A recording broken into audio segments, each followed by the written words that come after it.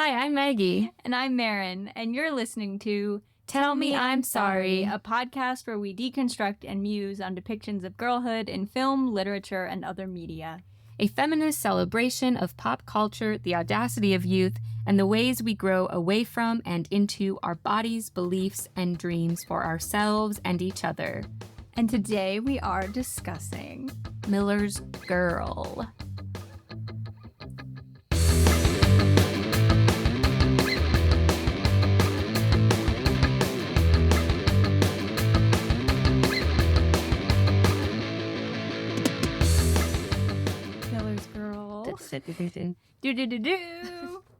Miller's Girl!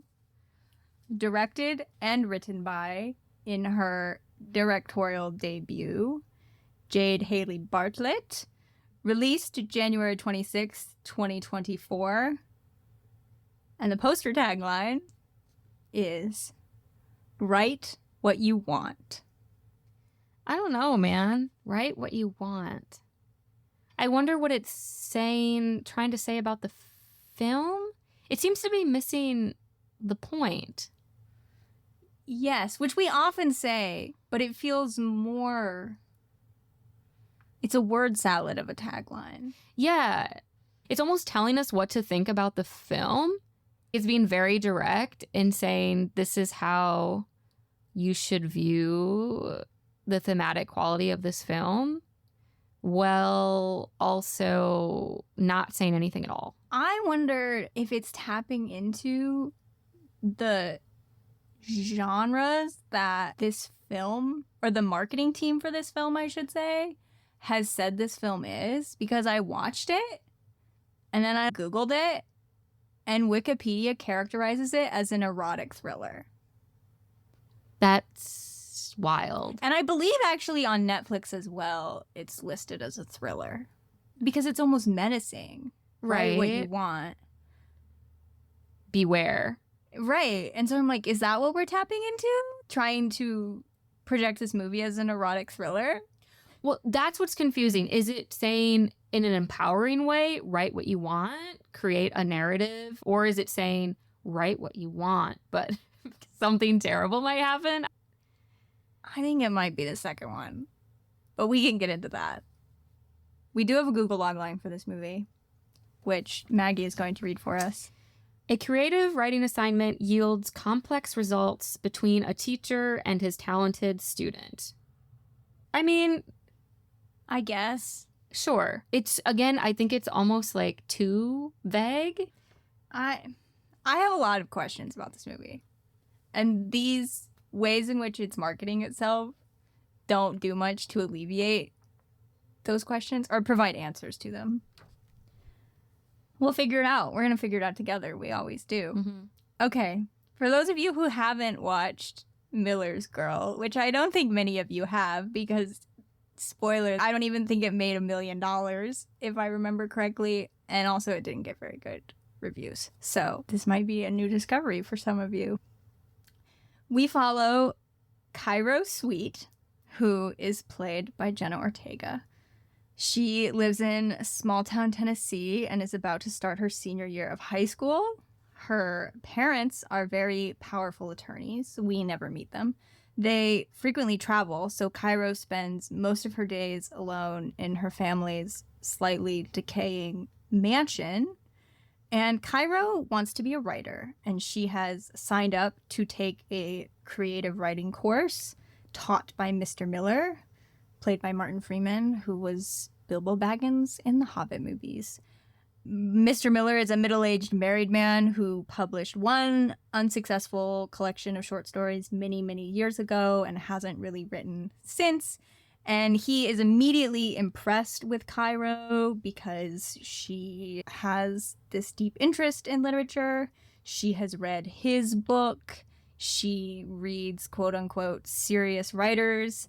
And he's also impressed by the fact that she uses words like vituperation in everyday conversation. Cairo wants to get out of Tennessee and attend Yale for college, and she is struggling to write her submission essay, of which the topic is my greatest achievement to date. But she's not sure what to write about. And so Cairo's best friend, Whitty, who is played by Gideon Adlon, who was in the movie Blockers, which was a really good movie, FYI. Winnie suggests that Cairo seduce Mr. Miller and write about that. And Winnie herself has plans to seduce the physics teacher, Mr. Fillmore, who happens to also be Mr. Miller's best friend. And I have questions about this because we also are told that Winnie is a lesbian. I have a lot of questions. But Cairo and Mr. Miller, they spend a lot of time together outside of class. They attend a local poetry salon together, and they sit uncomfortably close together on the couch, and there is flirtation and attraction that he actively participates in, I would say. And at midterms, Mr. Miller assigns Cairo a special assignment to, quote, write a short story in the style of her favorite author. And Cairo selects Henry Miller, who was a 20th century writer whose work is often considered very controversial due to its frank sexual content, and as a result, Mr. Miller is reluctant to approve Cairo's choice, but she promises to write in his like structure as opposed to his content, and so Mr. Miller agrees to let her use him. And then shortly after, Mr. Miller, he mistakenly takes Cairo's phone home with him, and he returns it at her house, and Cairo comes out to greet him, and it's raining, and they kiss, and then she submits her short story to him, which is about the sexual relationship between a student and a teacher. And Mr. Miller is aroused by the story, and he masturbates to it. But then the next time they're at school, he tells Cairo that the story is inappropriate, and she will fail the assignment if she doesn't submit a different story in its place. Cairo is very upset at this. She calls Mr. Miller a hypocrite, and then she submits the story to the vice principal of the school, who launches an investigation into the nature of the relationship between Cairo and Mr. Miller. Mr. Miller says that he did, in fact, offer Cairo preferential treatment due to her talent, but he denies any other wrongdoing. He gets suspended from teaching, and Cairo submits her Yale essay where she describes Mr. Miller's downfall as her greatest achievement, and we eventually see Mr. Miller attempting to write for the first time because I guess he's inspired now. And the movie ends with Mr. Miller and Cairo arriving for his disciplinary hearing, and he greets her, and she starts to cry before smiling. Yeah. It's a whirlwind. It is a whirlwind. It's a fucking trip. Yeah, no, good summary. I should just go into my origin story? Yeah. Is that how? This was your selection. Okay. So I'm excited to hear what you think. Okay, so my origin story is that I picked this movie at random while packing for a trip. I was in one location that was not home, and I was leaving to go to another location that was also not home. I did a lot of traveling this summer. Anyway, so I was packing yet again, and I have a hard time staying motivated while packing, so I try to put on something that I'm not going to get involved in or care about. I thought, I'm not going to care about this, but it'll be something easy to put on in the background. Anyway, but then it started, and it got my interest. It piqued my interest because, like, from that opening monologue, where she's talking about being 18 years old and unremarkable, the very obvious gothic aesthetic, not only visually, but the language that's being used and with the characters. And then that scene which is one of the very first scenes, where we have Miller and the coach character in the classroom after Cairo and Winnie leave, and they start rooting around in her books, which, by the way, is the first boundary crossing that both of them engage in. And the coach is reading from the Henry Miller book, this super pornographic excerpt from it, and walking around the room. And I'm watching, I was like, this is reading to me like a play. This feels like a play to me. And so I thought from that moment on, I was like, I feel like to truly enjoy this and engage with it, I need to engage with it as if it were a play. And then last night, I looked up a review where it's Bartlett, right? Jade Bartlett talks about how when she went to write this screenplay, it was originally meant to be a play. And I was like, that makes so much sense. That makes so much sense. Like the dialogue all the way through. You could listen to this movie and know what was happening, although you would lose the sense of Victorian decadence and the obvious symbolism, shots of this beautiful, grotesque shots of different insects and things like that. So I wasn't expecting to really care about this film. I still have a hard time making any kind of final judgment on how I think about it. But I think ultimately the film is doing a really good job at forcing a mainstream audience to confront nuance. Anytime where you have a character who is unlikable in ways, but has also been victimized, people can't handle that because the patriarchy requires its victims to be perfect or they are not victims. Right. I think that it should have just stayed a play. I think that's part of it. I think it just should have stayed a play. But she talks about in that same interview that I'm referencing about as she was writing it and thinking about it, the Me Too movement sort of started happening. I have notes on this exact interview. Yeah, which I actually think is really pretty poorly written. Is it the one from Forbes? Yeah. I think it's not very good. I had questions about it, but she had some quotes in it that were interesting that I wanted to talk about. That interview had so much paraphrasing, though, but it brought to light some good conversation points for sure. Overall, I am glad this film exists. It's hard for me to talk about. I think I'm really struggling to get to a point here. And I think it's because I feel like I have to talk about everything else in order to get to how I really feel about it. Overall, I'm glad this film was made. I think I'm just going to leave it at that. Okay. I had heard briefly of this movie when it was first released in January because there's one film review podcast that I listened to and they talked about it. And neither of them particularly liked it. One of them was more charitable towards it than the other, but I think both of them ultimately had a negative review of it. And then I never thought about it again. It was just 10 minutes of an episode or whatever that they talked about it. But I go into things with an open mind.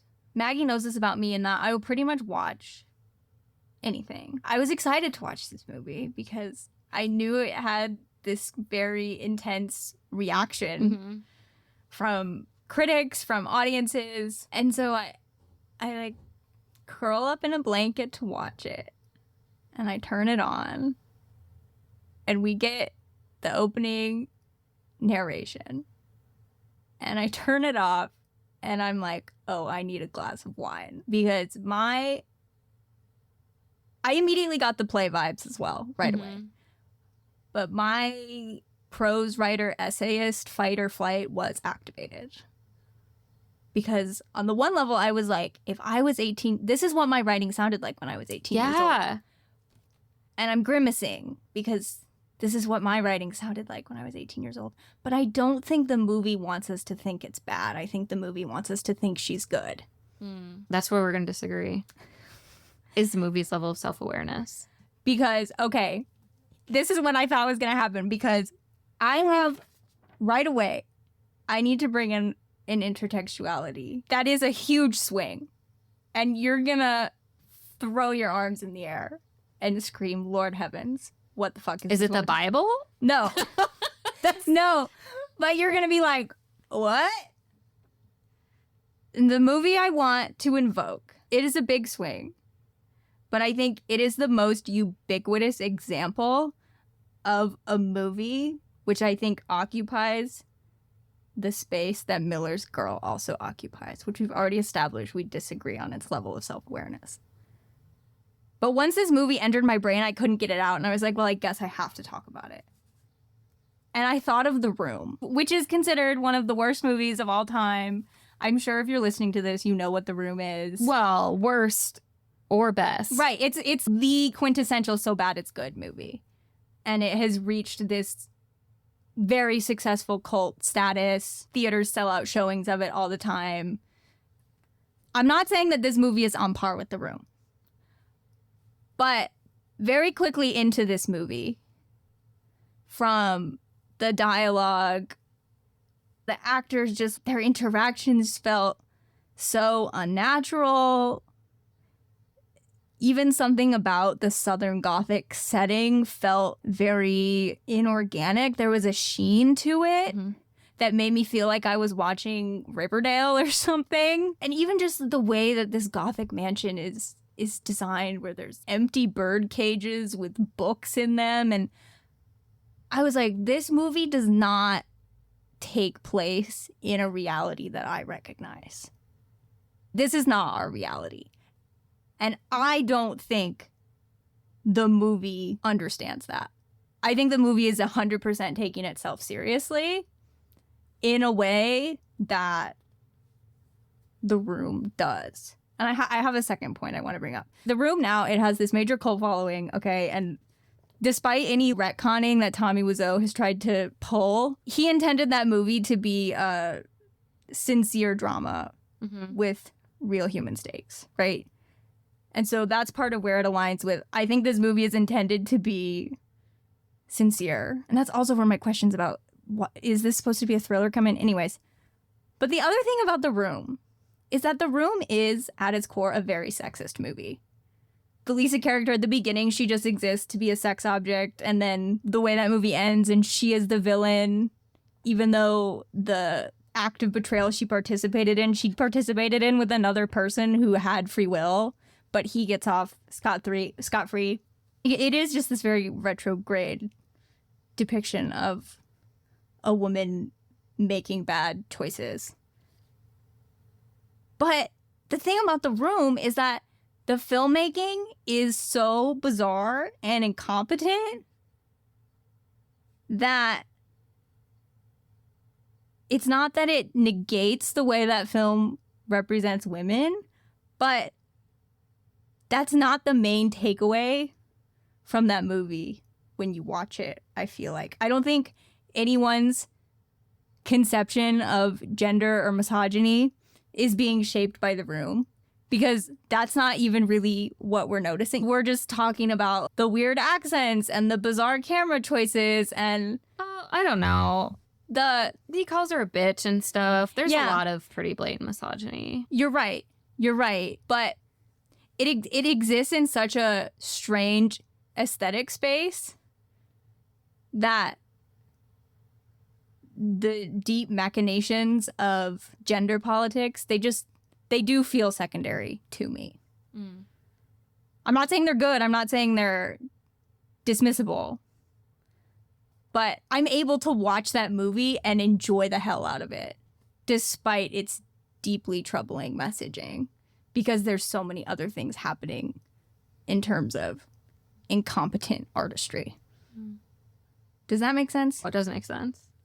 It's just not my experience. And with this movie, I think you're 100% right in that it is grappling with nuance and presenting a nuance that we often don't see.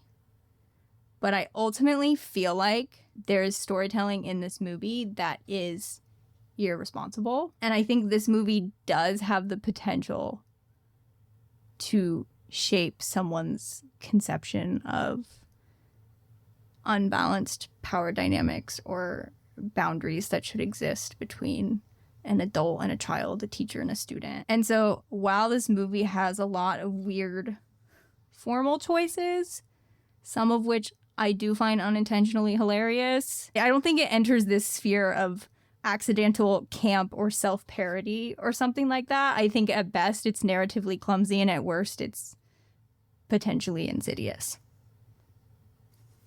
I'm trying to think of where I want to begin to respond. Ultimately, we just viewed this movie from a very different assumption, whereas you assumed a lack of self-awareness on the part of the film.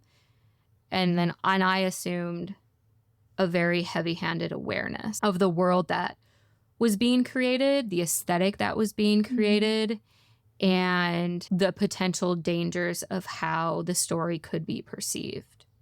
I really do think it's more aware. I love the dialogue in this film because I assume it knows that it's being over the fucking top.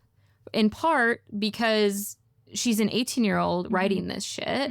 And I imagine putting Jenna Ortega as the fucking protagonist, you're going to attract your audience is going to skew younger. It's going to skew younger and female or women adjacent, right? And so to have the dialogue be so accessible and relatable, because had I seen that film when I was 16, 17, 18 years old, I would have loved it. It knew that it wanted to be pretentious because we're in some fancy fucking school where everybody goes to Yale or wherever. They have these big, beautiful, giant rugs in the classroom and fancy lamps and stuff like that. And in every scene when she's at home, she has a rotary telephone and there are old books stacked around her and plants everywhere. And so it's creating this aesthetic that I think also would be very alluring to me as a teenage girl. And I think, too, if you have ever enjoyed a Victorian Gothic novel, this is exactly what's happening in them. This gross decadence and the obvious symbolism and the over-the-top fucking dialogue. I think the film is doing exactly what it set out to do in terms of the kind of aesthetic it wanted to create, which to me felt very intentional and also very influenced by the internet and the aesthetic trends that occur online. I think it was taking it to the screen, and I think that is happening in film in general now. I feel like I just need to turn to my intertextualities to try and suss out all the things I want to say. Okay. But do you have anything to respond to first? The aesthetic vision does feel cohesive throughout. I will give it that. And there are moments of genuine visual beauty. This question of, is it self-aware or is it not self-aware? I'm in the camp that it's not self-aware, because listening to the way specifically Cairo and Mr. Miller talk and these conversations about literature, it to me felt like what a person who doesn't actually like literature thinks literary people talk like. That's veering us in a different direction, though. So I think the aesthetic vision was cohesive throughout. I will give it that. And so now I'm very interested to hear what you have to say about the internet. Oh, man. I really have been going back and forth on this about where to begin. I had written down an entryway, which actually doesn't start with the internet. It starts with the novel Bunny, which to me feels like an obvious novel to put in conversation with this film. I am ashamed to admit this, but this really quick summary, I just copy and pasted from the AI overview that Google gave me because it was available, and I keep telling myself I should just start using Yahoo, but it's just not as efficient. So now these fucking AI summaries exist, and I used it. Sorry. Anyway, so it's about Samantha, a cynical creative writing student at Warren University who is drawn into the world of a clique of rich girls who call themselves bunnies, which is pretty much it. In the end, the rich girls, they do face consequences for their superficiality and their power-hungry ways, but they don't really grow and change very much. However, our main character, Samantha, she does have a character arc. So in this novel, the bunnies, their fashion choices are really over the top. They're basically exemplifying #bimbo culture. They wear excessive amounts of like cutesy things. They are performing a hyper realist version of femininity. They're hyper feminine. And Samantha is super cynical of them and then kind of decides maybe they're not so bad, but then they end up being so bad. Am I explaining? I know that Since I know you've read it, right? I think we talked about this. So does that kind of get the gist of it? Do you want to add? Bunny is, let's re-envision the MFA program as a cult led by these group of women who call themselves bunnies. And the ways that intersects with writing and expressions of femininity. Mm-hmm. Thank you. Okay. And so the bunnies are really characterized in a stereotypically negative way, as far as the way they're performing bimbo culture is very true to the word, like the etymology, the misogynistic etymology of the word bimbo, wherein there's not an attempt to reframe it and use it in an empowering way. They are just kind of head up their asses, really hot girls, and that's all they're allowed to be. I have a lot of complicated feelings about this. Mostly, I wonder about the utility of allowing stereotypically negatively like perceived character attributes define an already oppressed group of people, in this case women, but it intersects with the fact that they're all really fucking rich, so I'm not ignoring that. But still, the stereotype is being portrayed, and then instead of allowing them to grow and change, they end up being villains. And it reminds me of how in Nancy Drew, where we talked about the adolescent girls aren't allowed to change. They're already perfect. Mm-hmm. And obviously, in this case, they're already villains, but they're physically perfect. And then they just don't really move on from that. And so they have this cliquey, toxic relationship that doesn't really advance in depth or ever turn into something entirely meaningful. And I'm just going to read some of what I wrote instead of trying to paraphrase it because, okay. So while I can respect the humanizing element of allowing women to be villains without forcing them to become better, which the world is obsessed with female character development in a way that feels in opposition to patriarchal expectations that straight cisgendered dudes can just exist, flaws and all. They can be a bad boy and still get the girl. Being a villain is hot for them, right? Okay, and we don't get that. Allowing these women characters to be a villain and then end as a villain, I do wonder not if it's doing anything for feminism, because not every story about women has to be a champion of social justice for women. Sometimes we should just be able to be in a story. But I do in some ways feel that it can be damaging to, like I mentioned, where we have a Nancy Drew character who is perfect all the way through. If we have a female character who is a villain all the way through, and again, I'm not saying Cairo is, that's a whole nother conversation we'll get into. But I wonder if it's doing more harm than good. And I had this thought while I was watching this film. That you wondered if the film was doing more harm than good? Or? Yes, in terms of how much good the film itself was doing, even though I enjoyed watching it. What do you think? Well, because the other thing I was thinking about, and this especially became clear to me after I read that in certain spaces this had been characterized as an erotic thriller, is it made me think about this period of filmmaking in the 80s and 90s where there was this erotic thriller boom, and it was often these femme fatale type characters who, you know, like Fatal Attraction, Michael Douglas cheats on his wife with Glenn Close, and then Glenn Close becomes obsessed with him and quote-unquote destroys his life. But she's the only villain in that movie. Even though he cheated on his fucking wife, we're supposed to feel bad for him and be like, oh, she's so crazy, you know? And there were also iterations of that type of movie that had teenage girl characters, like Poison Ivy, starring Drew Barrymore. That was a main movie I had in my head as a reference point while watching this movie.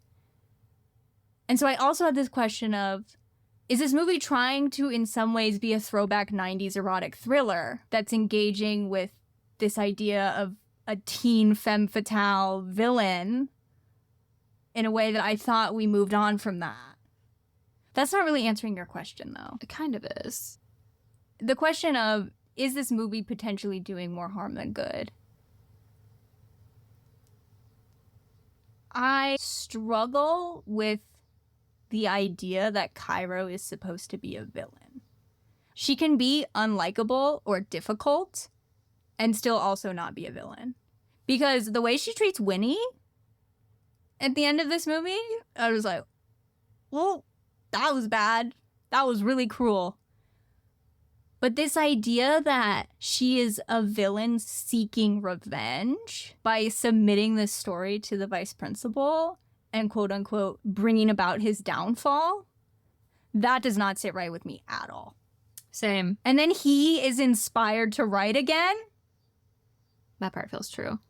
I mean, it does feel true to life, but I'm like, am I supposed to be sympathizing with him? And that was another area that felt particularly muddled to me. I think this movie has an issue of being very muddled. I did not feel there was muddling in this film until I read that Forbes interview. And I was like, and so, okay, to backtrack. So the reason that I'm talking about villains is because in that article or interview, whatever, Bartlett says that she envisioned this as being a kind of villain origin story. And I was like, that is so bizarre to me, because when we get that scene where Winnie asks Cairo, why did you do this? What is this all for? I said, well, to get into Yale. She's fucking 18 years old, super high achieving. And obviously Mr. Miller is a predator. He did deserve to get fired, and all of the women around him called him out on his bullshit. That was all true. And I agreed, the way that Cairo treated Winnie, horrible. But also, she is 18 years old. And let's not forget, she was just preyed upon by this male teacher, and now she's acted predatory towards her best friend in a way, right? And so, like, even in that sense, it still feels like she's the victim. And that seemed so obvious to me all the way through until I read that interview. And I felt like had I not read that last night, I would have felt more assured in my positive feelings about this film and what it was trying to portray. Okay, that's really interesting, because as I was watching it, and I too was like, obviously she is a victim. No matter the other things she has done to mistreat people around her, in this specific relationship with Mr. Miller, she is a victim. We have seen him flirt with her, provide her with flattery as a way to gain power over her. When they kiss, he reciprocates that, and then he jacks off to the story that she submits and is envisioning the scene that is being described as happening between the two of them. And then the next time he sees her is like, this story is absolutely unacceptable. You have to rewrite it, otherwise you're getting an F. And that's all so dark and does feel very true to how someone like him would behave, in that I got my fix from this story. Now it's of no use to me, but I still have to cover this up somehow to save my ass, so I'm going to humiliate you in the process. Uh-huh. But then the way it frames her actions following that as revenge, because there's that scene where Winnie confronts her and is like, why are you doing this? Winnie says to Cairo, is it to avenge your rejection? Mm-hmm. And in that scene, the feeling I got was we're supposed to be on Winnie's side, when Winnie's like, don't bring up these charges against him, don't testify against him at this hearing. I think we're supposed to be on Winnie's side. And so I was like, what? And the way she's like, now this is my greatest accomplishment to date. And then even the final frame of the movie, when they're going to go into his disciplinary hearing with the school board, where she's going to testify against him, as she should. She sees him, tear falls down her face because she's upset at seeing him, because it's kind of alluded to that she actually fell in love with him. But And the she movie, did. yeah, and she did. But the movie, I think, could have explored that better. But this tear falls down her face because she's hurt. She's hurt by the way he not only rejected her writing, but also her. Because I don't think she has been given a space to process the fact that she was preyed upon. So she's crying, and then she wipes the tear away and she smiles, and it's this, I think it's supposed to be this kind of, we're supposed to interpret it as being this maniacal, I've got you smile. But I don't know. And so, point is, I was inching toward this suspicion that the underlying message of this movie was not great. And I believe that art should be able to speak for itself. I don't believe it is the creator's job to explain every single intricacy of the art that they have created. But I was really fucking curious what this woman had to say about this movie, which I usually wouldn't be wanting straight answers about. But I was like, I gotta know. And that was how I found that Forbes interview. Okay. And so it affirmed a suspicion that I had. Can I respond? Yes. Okay. Please. I definitely, again, I had a much different interpretation in certain parts. Like when Winnie is asking Cairo, did you do this to avenge? I didn't really feel like we were meant to be on Winnie's side. I didn't make that assumption. That felt very real to me. Where one of, their young girls, Winnie feels protective of these men who have actually taught her something, right? They're good teachers. I think we get the sense that they're good at their jobs. And so they have learned from them. And so it's hard to parse out then, especially as a teenager, but you've done this good thing for me. Are you really preying on me? But also I'm trying to seduce you so like I can take accountability for that. And as a teacher, I don't know, it seems pretty fucking cut and dry that you shouldn't allow yourselves to be seduced by a student. Also fucking weird that you would even find a student attractive. If you are a grown fucking person and you're looking at your teenage students, thinking that's already crossing the line. And I just can't imagine even having that fucking mindset. And so both of the men did. And in that sense, because they are children, even if they have reached the age of majority, they're not responsible for any kind of attempts to seduce. So I didn't really think that the film wanted us to be on Winnie's side. And I didn't really get the sense that her smile at the end was maniacal. I felt like it was still problematic, though, in that it felt to me like she was empowered by the abuse that she endured from this man. Her empowerment is coming from this experience.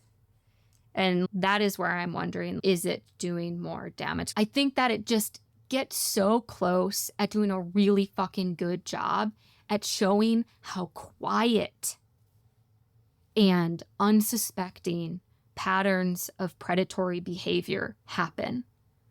The first time I watched this film, I hardly noticed them. It's not that I didn't notice them. I thought, ooh, it kind of made me raise an eyebrow. But the second time around, there were so many moments that I'm like, oh my God, he's grooming her.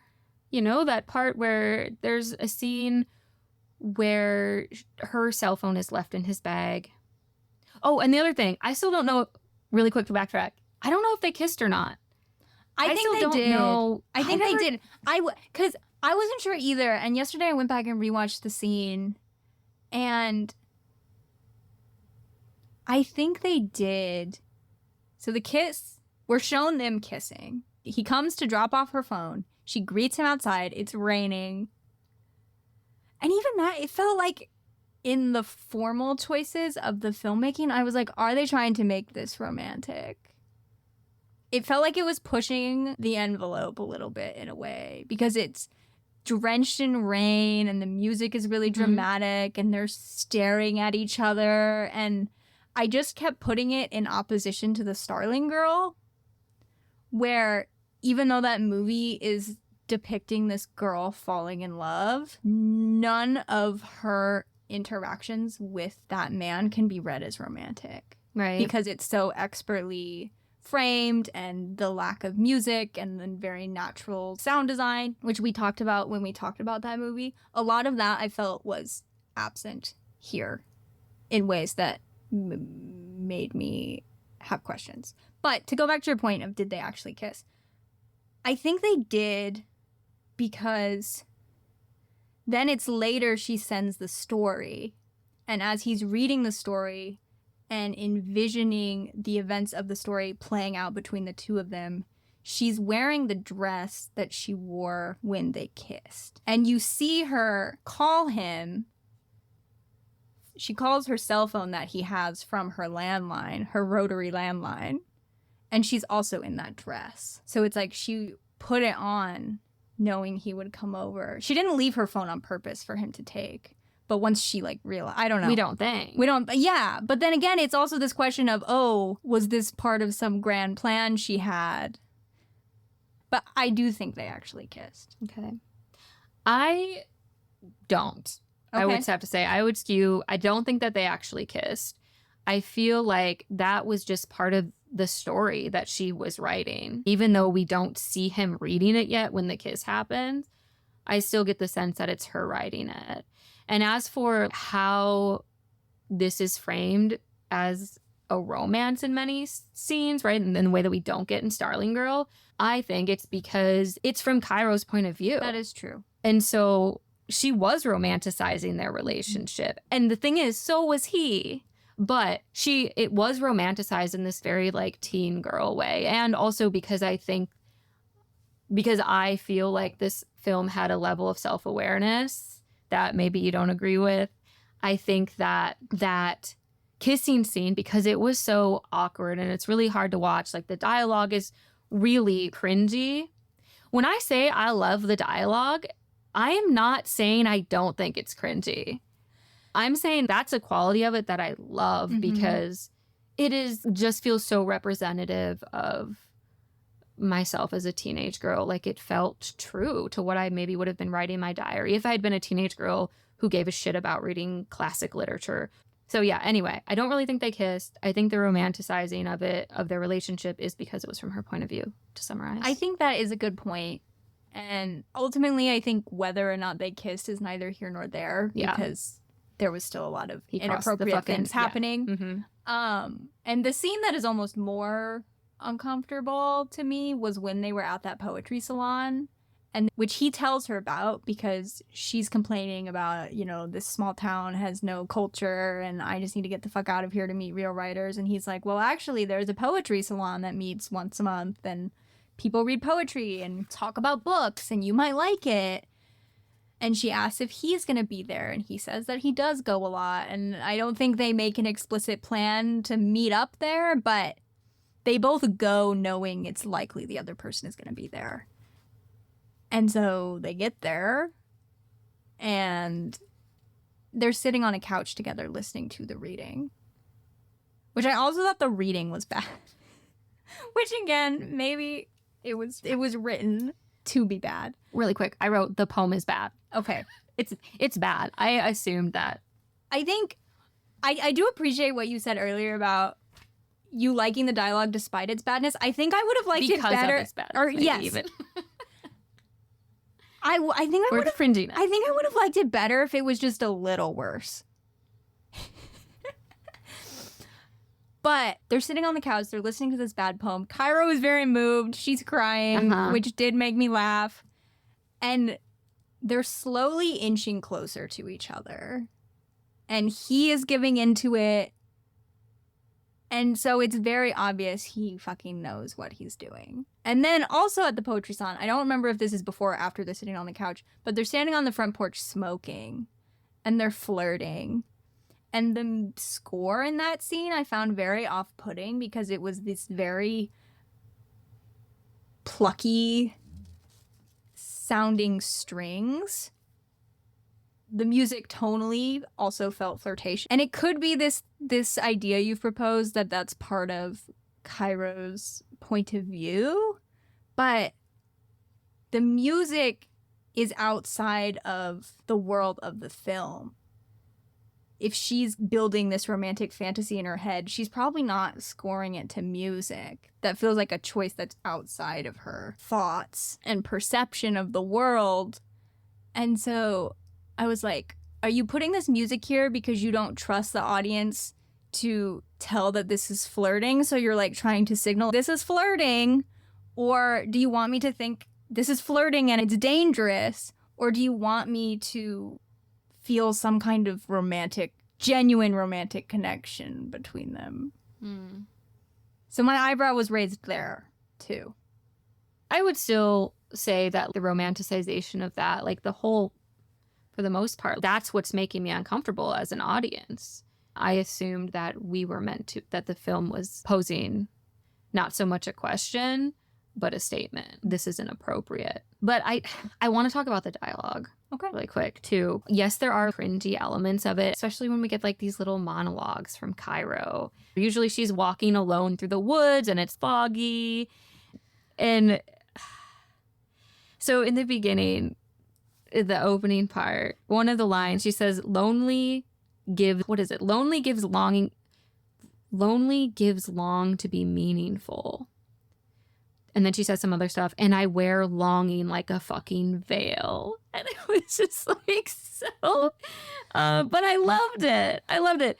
And then at one point she says, I suppose even graveyards grow flowers, when Mr. Miller walks in with flowers, with a bouquet of flowers. And that felt true to teenage writing in general. And also the canon from which it's pulling. Victorian novels are super fucking cheesy, and people say shit all the time in there that I'm like, you're trying too hard. I guess the thing that I'm thinking about right now with relation to how Cairo talks, and I think you're 100% right. She is this very familiar representation of this specific archetype of teenage girl who is interested in art, who wants to achieve creative greatness, who feels misunderstood. And I guess the thing as someone who went through a phase just like that, I guess the thing I struggle with is that I don't think the movie ever presents that as something she will ever transcend. And I think this goes back to our disagreement about the level of self-awareness that this movie has, because I don't think this movie is very self-aware. Actually, can I read you a quote from that Forbes interview that we've referenced a few times? This is the very end of the interview. And this is paraphrase, I guess, now that I'm looking at it. I'm just going to take at face value that the paraphrase is accurate, because that's all I can do. I asked her, meaning Bartlett, if she imagines these characters to go on to do more villainous things after the credits roll. But to this, Bartlett says no. She tells me that perhaps she may have thought that when she began writing the story, but her ideas have since changed through this creative process. Now, she likes to imagine a more optimistic future for both Cairo Sweet and Jonathan Miller. She tells me she is confident that Cairo Sweet will go on to write her own stories and become a successful published writer. And she hopes something similar for Jonathan Miller, who might find it in him to write again as well. And from there, she imagines, years down the line, the two of them perhaps meeting again at one of their book signings. And maybe there, after the passage of time, the two of them will be able to have a real conversation as adults. Many eyebrows are raised. All four of our eyebrows are raised. Dude, because it's so fucking weird. It's fucking weird. And that's why I was like, maybe she said that. And I get it. We just have to take it at face value. But it's almost too bizarre. What I was feeling about watching it, and then this passage of the article helped me finally narrow in on what I was feeling, is that I think the movie thinks Cairo has already reached her fullest potential as a writer. For all of Mr. Miller's abhorrent behavior, I don't think the movie thinks he was incorrect in his assessment of her talent. Which perhaps for an 18-year-old, she is talented. Yeah. She, and when you're young and perhaps a good writer by the standards of your peers, but you have a long way to go, you still need that support. You still need a teacher to tell you, you are good. This is worth pursuing. That is important. I'm not saying that that shouldn't be happening. But I get this feeling that the movie thinks she is already primed for all of the success that she needs in order to be a writer. And that's part of where that, I don't think there's self-awareness comes in. And this excerpt from this interview, I see working in tandem with that. I don't know. I can see Cairo spending $120K to get her MFA at Columbia. You know? Right.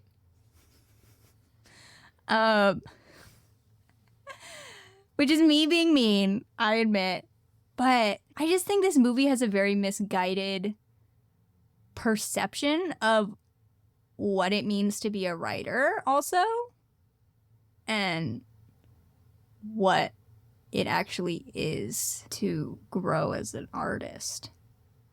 I don't really disagree. Maybe this is just I'm trying to confirm my own bias. Like you're seeing like a creating confirmation bias in real time where I don't want to believe that she actually said that in this interview because it just, I feel like undermines any potential strengths that this movie may have to some degree by saying that it's a fucking villain origin story, by saying that in the end they're just gonna grow up and become adults and everything's fine. That just doesn't sit right with me.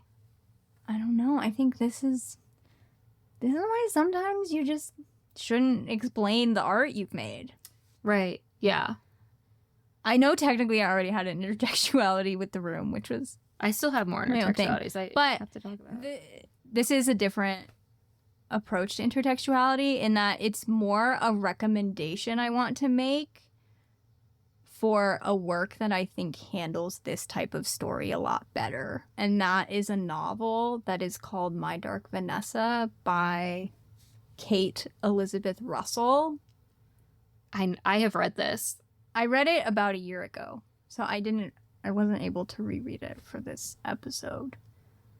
But it has two timelines. It follows in the present day, the protagonist is like late 20s, early 30s, and she has been contacted by multiple people asking if she is willing to testify against a former teacher of hers who has been accused of grooming female students. And so that is intercut with a flashback timeline where we see her in school and we see the ways in which she is groomed by this teacher. And there are scenes in the book that are really disturbing and difficult to read. But what I appreciated about it was the way it doesn't isolate her experience to just one point in time. I felt like the dual timelines worked really well because we learn that as an adult, she is still in contact with this teacher. We see how that continued contact has deeply contaminated her life. And so that depiction juxtaposed with what Bartlett is saying here, where it's like, I hope they meet again one day and can just talk to each other like adults. It doesn't matter if you're now both adults. That power dynamic was established when one of you was a child, and just because now you're both adults doesn't mean it necessarily goes away. That was something I had never seen addressed before, and so reading about it in that novel was thought-provoking to me. And there was a line in the book that I thought of in relation to this movie when the main character is in these therapy sessions and the therapist says to her, "You were just trying to go to school." And that is what Cairo was doing in this movie. She was just trying to go to school. She was just trying to get into college. So the way the movie strays from that and spins this other web about her being vengeful and potentially empowered, to use your word, by being preyed upon, it's just aggravating. When really the point should be, she was just trying to go to school and look how she was taken advantage of. That is my piece about that book. Obviously, if you're interested, read it for yourself and make up your own mind. But I wanted to offer that as an alternative option, potentially. Yeah, I like the idea of the dual timelines. I actually really didn't like that novel, though. Similar to this film, like the way that the grooming is characterized feels so true in its subtleties and then in its eventual more overt violence. But the prose around it wasn't as strong as I thought it could be. And so I felt disappointed by that because otherwise I felt like it did such a good job at portraying the damage that she had to endure. And in that same scene, I think, with the therapist, that's probably the one scene in the book where I'm like, this is so good, is when the therapist is more or less trying to get her to come to terms with the fact that she's been abused, that she wasn't actually in control of this relationship. And she says, I don't know if this is the exact quote, but it's very close. And she says, this is my life. Yeah. This has been my whole life. And so I personally really related to that moment because for a really long time, I could not admit that I had been groomed in this relationship that I was in for 9 years. That started when I was 17 and he was 32 because I was with him for 9 years, the entire first half of my adulthood. It was my whole life. It was so hard to say a decade was taken from me. It's really difficult to come to terms with. And so I'm really glad that you put them in conversation with each other because I think that My Dark Vanessa maybe just has a better idea of the message that it wants to send. I'm glad that you put them in conversation with each other. Oh, and this feels related too. So like with the dialogue, there's a lot of cringiness. Like I said, I am in defense of it because I feel like it's true to teenage girlness and this love of certain literature, and you want to sound literary, and of course that's how you're going to talk. But then it's like coupled with some lines that I think are really good, and I think I really hinge on some of those. And so that has shaped my view of how effective this film is. Interesting. I love when Winnie and Cairo are having a conversation about sex and about losing their virginity. I really do like the line, older men have been harvesting virginity since the dawn of time. And I like it when he says, if you're properly aroused, you probably won't even bleed. And Cairo's like, I didn't know that. Later on in the film, when he says something about how that I tell you anything in my luteal phase. I really love those lines because what it tells me, what the dialogue is doing in those moments, is telling us that these young girls are self-aware. They know the world that they live in, and they have an understanding of their bodies. And when I was a teenage girl, I thought that virginity, if a penis goes inside you for the first time, it's going to hurt because that's what I was told. That you will definitely bleed. That's what I was told. These are the expectations that we have, or that I was given. And these girls know better.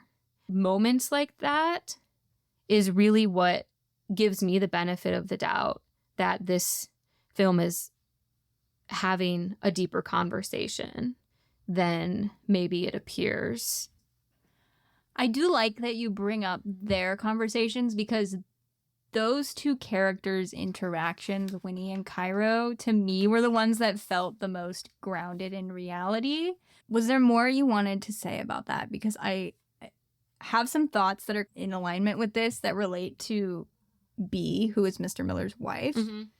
But I don't want to jump ahead if there's more you want to say. That actually will work because the more I wanted to say was some of the quotes from her. Okay. Mr. Miller is married. I mentioned that in my summary, but I didn't say a lot about her character aside from that. I get the sense that she is also a writer, or she at least works. She's a writer. She's either a writer or she works in publishing because she knows a lot about books. They have conversations about literature, and she's always working, and she's often surrounded by manuscripts. So I got the sense that she is successful in some kind of writing career in a way that he hasn't been. So that has already been established. She also drinks a lot, which comes into play later. And I also want to say, her name is B. She is played by Dagmara Dominczek, who is Carolina from Succession, for all you Succession heads, and who is our first repeat actress on this show because she was in The Lost Daughter.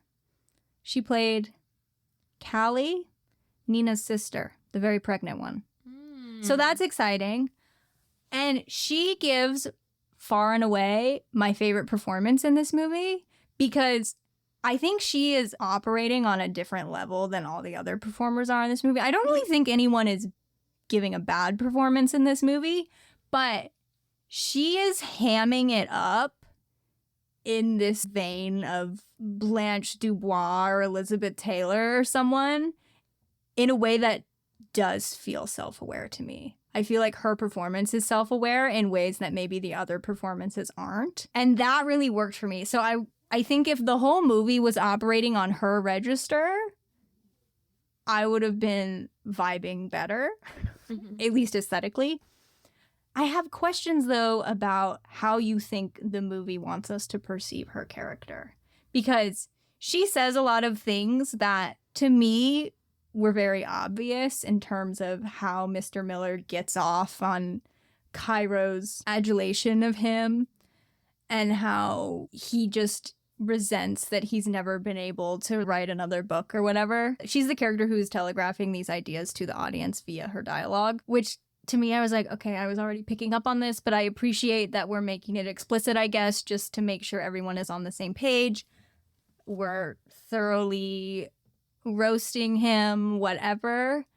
But I sometimes wonder if when he fights back with her and tells her that she's vile and you're a fucking alcoholic and it's hell to live with you. Of course I did this. I have to be married to you.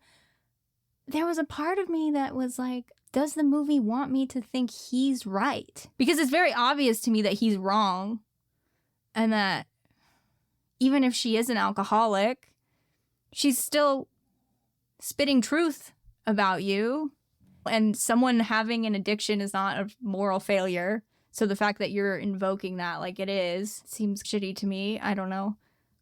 But I wondered if the movie was also trying to frame her as a villain of sorts.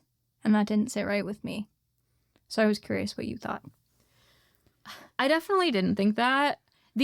And to go back to the beginning of the conversation where I was talking about nuance, my reading of this film, if I hadn't read that interview, my reading of this film was that Cairo Suite was meant to subvert this misogynistic notion of the perfect victim.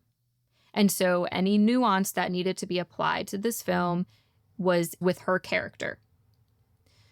The other characters, I felt it was clear that the film wanted me to really champion B's performance in the way that she's just totally taking Miller down because she does a good job at it.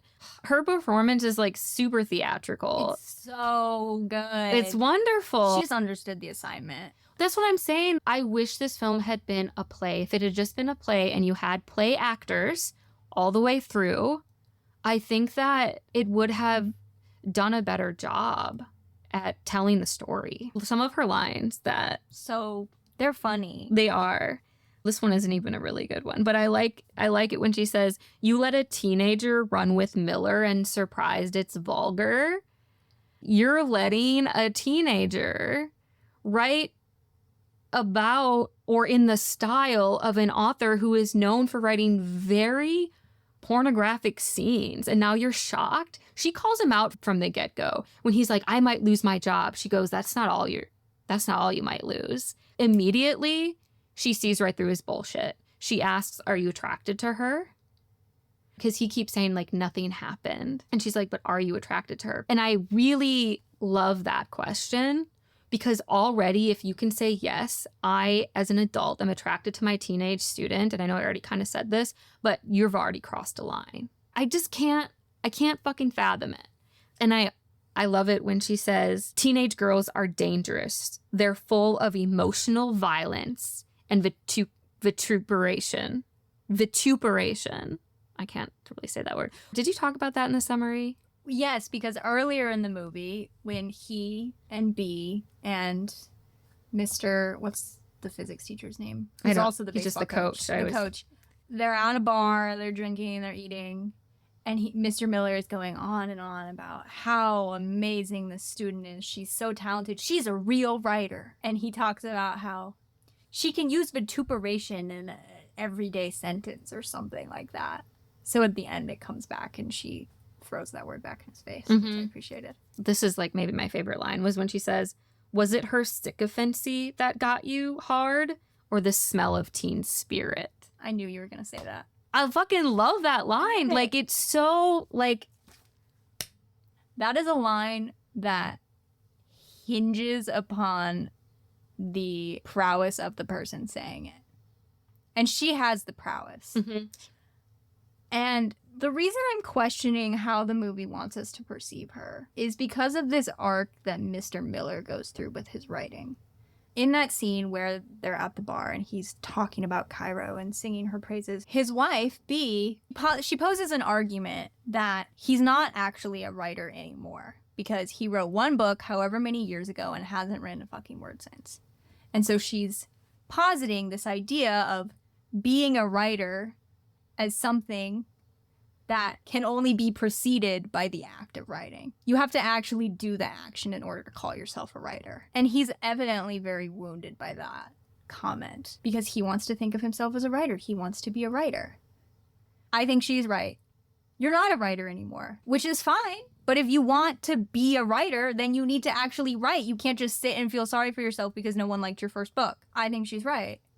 But he's wounded about it. And then everything with Cairo happens and his marriage comes to a head when they have this argument when he's about to potentially get fired. And then after they've had that argument and he's talked about what a vile human being she is, and it's clear he resents her success, he finally sits down at his laptop to write for the first time in however many years, which we have already established feels true to the arc of a guy like him. Mm-hmm. He would come out fine and he would somehow warp this into a story about how he's a victim, Absolutely. Even though he's not. But I feel like what we're supposed to take away from that is that his wife was bringing him down and it was Cairo who was able to pull him out of his creative slump and help him achieve this success. I can't help but think that in a way the movie is pitting these two women against each other in their relationship to him.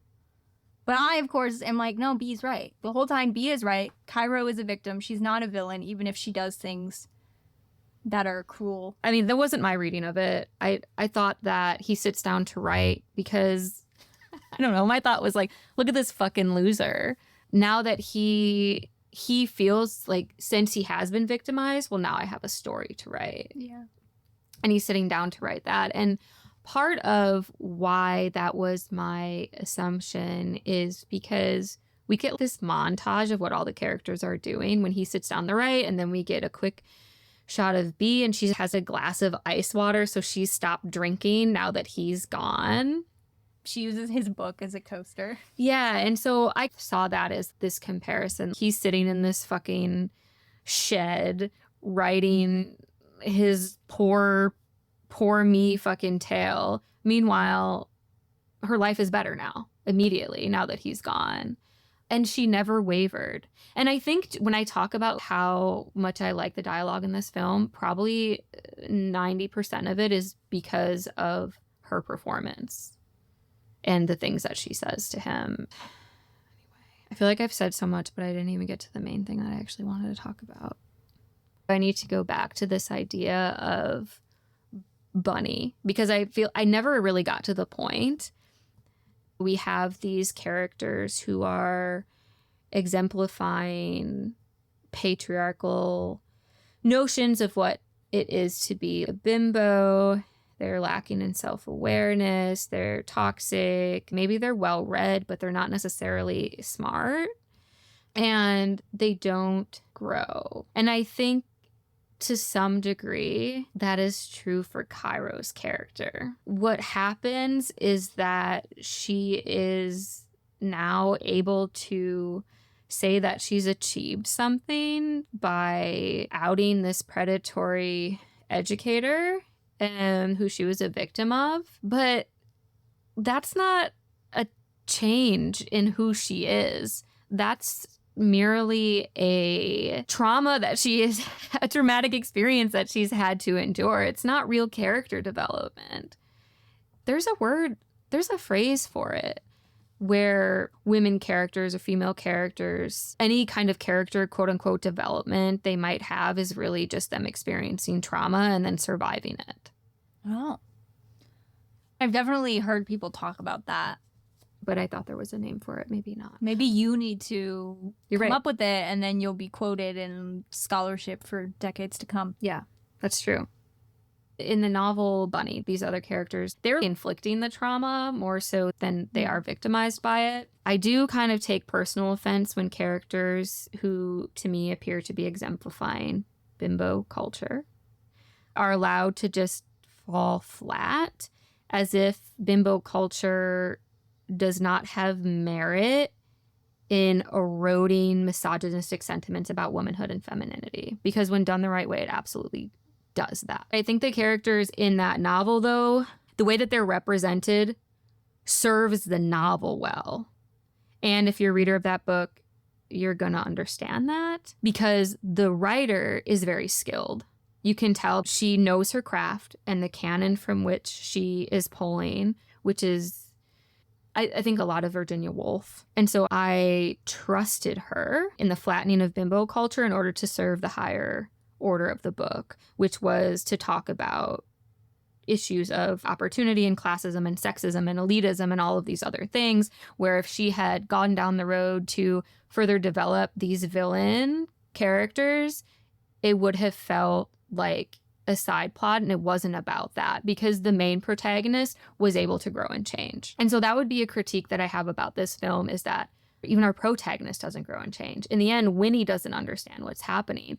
Ironically, Bee does seem to have the most freedom, but she's also an adult. So, and still, it's not really character development. She just stops drinking because she's not miserable with living with this asshole husband. So again, that would be my main critique. I didn't feel like even one of the female characters actually were able to grow and change. I would agree with that. Because I think the movie wants to present Cairo's ability to write this admissions essay, which we're supposed to assume will get her into Yale, as some kind of breakthrough. But at the beginning of the movie, when Cairo's talking about how she needs to write this admissions essay to Yale, Vanderbilt is not good enough. She needs to get the fuck out of Tennessee. It's like, okay, girl. She needs to go to Yale. And she can't come up with what to write about because she has lived this privileged, charmed life, I guess. And when he makes a comment about how you're generationally wealthy, you'll be fine. She was gonna get into Yale no matter what she wrote. Right. Her parents probably are on the board or something or donate a bunch of money. And her opening monologue alludes to this feeling of loneliness because her parents aren't around. They've just left her alone. She says they're permanently abroad. But they let her live in this mansion? That doesn't make any sense to me. That's where this feeling I had of, okay, so this is not our reality kicked in. But she alludes to these feelings of loneliness, which I think we're supposed to think perhaps play a role in her attachment to Mr. Miller, in that he maybe makes her feel less lonely. But it's in her opening monologue, it's right there. You have something to write about. I guess the topic was supposed to be my greatest achievement. But you could write this essay about how you have achieved some sense of self despite having neglectful parents or something. I don't necessarily like framing it as an achievement, but if that's the way the admissions people at Yale are framing it, then so be it. The point is that this breakthrough she has where she writes this essay doesn't actually feel like a real moment of growth because she was gonna get into Yale anyways, no matter what. If anything, the person who gets to maybe grow in this movie is Mr. Miller because he sits at his computer to write for the first time. And my take is we're supposed to think that there was, despite the predatory nature of their relationship, we're supposed to take that also maybe somehow at the same time it was mutually beneficial because they inspired each other to push harder in their writing, which I take trouble with, obviously. And I feel like based on my experience of watching the film and my interpretation of it, I did not get that. But after reading the Forbes interview, I am more inclined to agree with you. The way that this film has characterized her trauma, the trauma ends up being her achievement. The trauma that she's endured is her achievement. Jenna Ortega is Puerto Rican. Hey, it's Marin. We just wanted to add that Jenna Ortega is also Mexican. So she is Puerto Rican and Mexican. We are so sorry for omitting that, but hopefully that is clear now. Thank you. But I do think that this film, to me, feels like white feminism. What white feminism does is that it complains about the patriarchy, but then it doesn't actually want to act in ways that dismantle it. Because ultimately there are ways in which the patriarchy works for not only white women, but women of a certain class. So there's elitist white feminist messages that are happening in this film that cause it to maybe that muddling that you have mentioned. Yeah, I think that's a good point. Mm-hmm. These are all things that I was thinking about as I was watching this. I'm like, is this actually subverting? Because this movie is aesthetically, you could say it's like hashtag dark academia. Oh, absolutely. You know, it does feel to me like there is this sheen, and that you kind of spoke to, that feels put on, right, which is something that I actually like about it, because I think that it's at least attempting to subvert this aesthetic that would otherwise serve no one or perhaps set us backwards. And a part of me does wonder, I can't decide if this film is that much better in terms of what it's doing for feminism. My stance this whole episode has been that I think this movie is irresponsible. So I don't think it is good for feminism, ultimately, despite the moments where it does actually seem to be saying something of substance about predators and the idea that a perfect victim doesn't exist. I think where it ends, just for lack of a better term, it just shits the bed. Yeah. And I wasn't sure where I stood when I picked this film, which is why I wanted to have this conversation. And I think that I have conflicting feelings. Which I think is normal. Yeah. And that's why we're here, is to talk through them. Is there anything else you want to tell your younger self? Oh, man.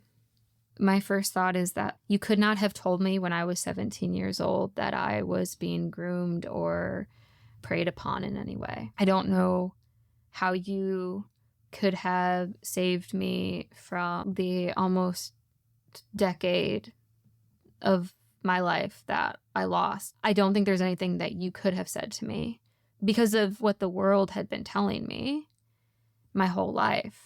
There was so much internalized misogyny, and also when you are 17, you think that you understand more than you do. I don't think there's anything that I could have told her to escape. And I think that it was the world's responsibility to be better so that I could have an understanding of what was happening to me. And I think that that's where I feel conflicted about this film, is because these girls were so smart and self-aware and knew to some degree when they were performing for men, and still weren't able to see themselves as the victims that they were. Winnie, maybe in the future. Cairo did at some point, but then she was meant to be empowered by it. So yeah, maybe where I fall, maybe I think that that is the problem with this film. It's the ending, that she's meant to be empowered by this abuse. And I think that in that way, it just repeats the same horrible messages that I was taught that led to me being vulnerable in the first place. If that makes sense. That makes perfect sense. And I would also tell myself, this isn't a fucking joke. Because before I started high school, I attended an all-girls Catholic high school. At some point before I started high school, there was a teacher at my school, a male teacher, who had sex with a student. And because she was above the age of consent and alleged that nothing non-consensual happened, no charges were pressed against him, but he was fired. And it was in the local news. And I vividly remember hearing stories about this. This happened before I was a student, but I heard stories about it.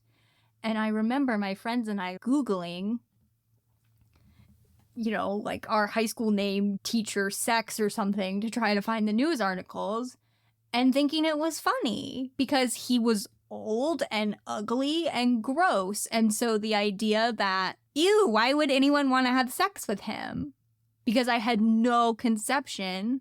I was 14. I had no conception whatsoever of the gross power imbalance that would have been in play. And the fact that it's so much bigger than whether or not I think he's attractive. Mm-hmm. And that is something, I don't think I'm alone in having that type of distorted worldview at some point in my life. But I did, and it was bad, and I wish I hadn't. And so I would just tell her, it's not a fucking joke. That was a long one. I'm sorry. I feel like I was just going on. It was so I just had so many. There was a lot. Conflating. This movie is a lot. I gotta pick movies that are easier to have a conversation about. Well, I'm just kidding. I wanted to have this conversation, though. I'm glad that we did. I'm glad we did. I'm so glad this movie exists. I am. At least it was trying. And I still think it did a good job at portraying the subtle ways in which grooming happens.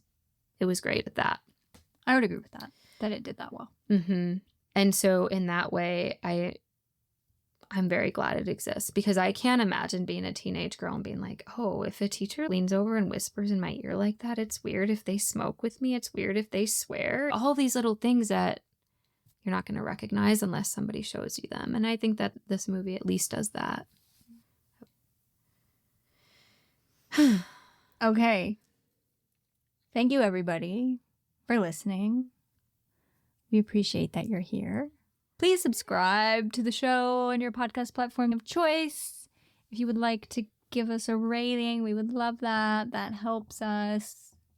Turn on post notifications. That way you won't ever miss the upload of a new episode. Check the show notes for the secondary texts we referenced. You can follow the podcast on Instagram at Tell Me I'm Sorry and email us your own musings and questions at tellmeimsorry@gmail.com. I removed your Instagram handle because you said you quit Instagram, but then I also noticed that you were recently posting on Instagram. I added it back. Yeah. So if you want to shout out your Instagram now. You could also follow me on Instagram @_Saint_Margaret_. Okay, I'll re-add that into the... It could disappear again. You can follow me on Letterboxd @Marin Harrington if you want to know the other movies I'm watching and what I think of them. I am Marin. And I'm Maggie. And you have been listening to Tell Me I'm Sorry. And you're going to keep listening for just a little bit longer because I'm going to reveal what movie we're watching next. I had already been feeling like I wanted to watch this movie because I was like, we need to watch some trash. Okay. And then you picked a movie that got not great reviews. I'm not saying Miller's Girl is trash. But the movie that I have picked next, it's trash. Okay. And it is trash on multiple levels. Also, Miller's Girl is a very recent release. And I am taking us back to the 90s. We're going to the year 1999 to a movie that has, despite its trashiness, is considered a cult classic. It did shape me into the person I am today, which we will be getting into. Wow. Banger soundtrack that I may or may not have been listening to as I drove here tonight, and I may or may not continue listening to it as I drive home. I will be shocked if you have never seen this movie, but maybe you haven't. I am talking about Cruel Intentions. I've definitely seen Cruel Intentions. It's been a long time, though. Maybe it's been since 1999. I don't fucking know. It is streaming on Freevee, which is one of those streaming services that's free. I think there was a second one that was free that it was also streaming on. You can find it. It's out there for people who are interested. I remember so little of it. Wuthering Heights, I think, will be oh, absolutely really good to be conversation with it. That was the first one I was like, this is perfect. This is going to... All right. Okay. Thank you so much, everyone. Bye.